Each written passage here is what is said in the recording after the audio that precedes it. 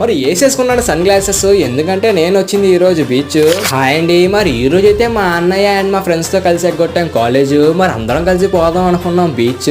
మరి దగ్గరలో బీచ్ ఎక్కడ ఉందా అని ఆలోచిస్తున్నా నేను. అప్పుడే నాకు సడన్ గా గుర్తొచ్చింది, మేము హైదరాబాద్ లో కాదు ఏలూరులో ఉంటున్నామని. ఇక్కడ నుంచి 90 కిలోమీటర్ల దూరంలో ఉంది బీచ్ బందరు. మరి ఫ్రెండ్స్ తో కలిసి ఇవాళ అక్కడ పోదాం అనుకున్నాడు సికిందర్.